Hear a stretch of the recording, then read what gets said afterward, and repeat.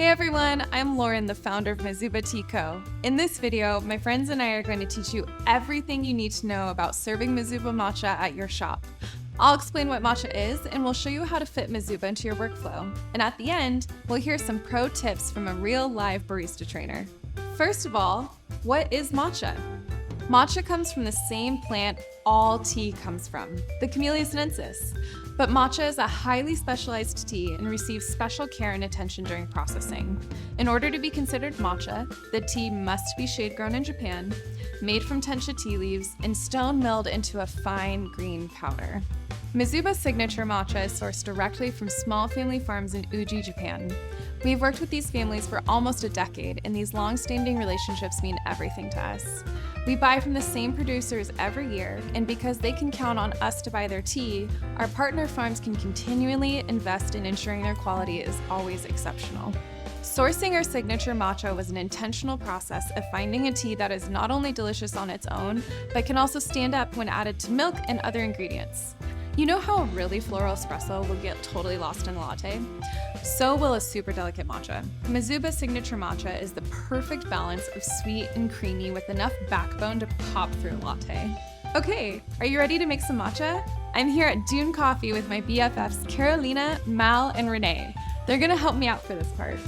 We'll begin with the Mizuba method, which is a recipe based on recommendations from our producer friends in Japan.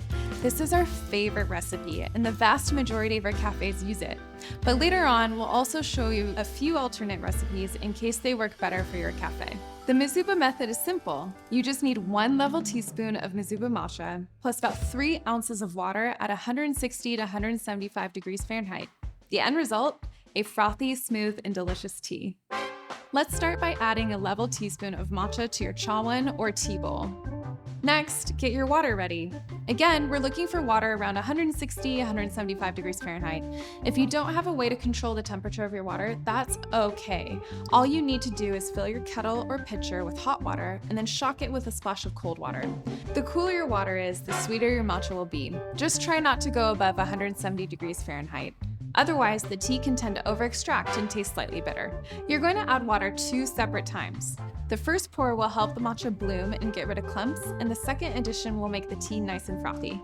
First up, the bloom. Add a splash of water like this, and gently whisk your matcha to make a paste. This should take 5 to 10 seconds, and you'll know you're done when it looks smooth, like this. Then, add the rest of your water and whisk in an M-shaped motion. Since you've already whisked away the clumps, you don't need to push down hard at all. Rapidly graze the bottom of the bowl and your matcha will start to froth up right away. This part should only take about 15 seconds or so. And that's it! You can treat this matcha concentrate just like a shot of espresso. You can pour milk into it to make latte art, add it to cold water for an iced matcha tea, or pour the matcha over milk and vanilla for an iced vanilla matcha latte.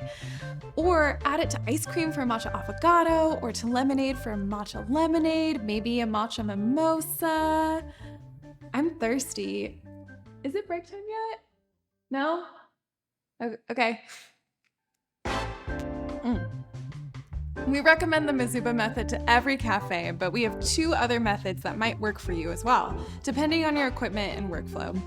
First up, the shaker. This one's easy. We'll use the same ratio as we did earlier, 1 teaspoon of Mizuba matcha and 3 ounces of water. Add to a mason jar or shaker. If the end result will be iced, you can actually use cold water. Or, if it's for a hot drink, use water again up to 175 degrees Fahrenheit. Once everything is in your jar, it's time to shake it up. The most important thing to know is that you need to shake really well to get rid of clumps. But you'll still end up with a nice frothy matcha that you can treat just like a shot of espresso. We like the Mizuba method and the shaker method because they're made to order, which means that your customers enjoy the freshest matcha possible and you don't have any waste. But if you're a really high volume cafe, you might consider making a batch of matcha concentrate for the day.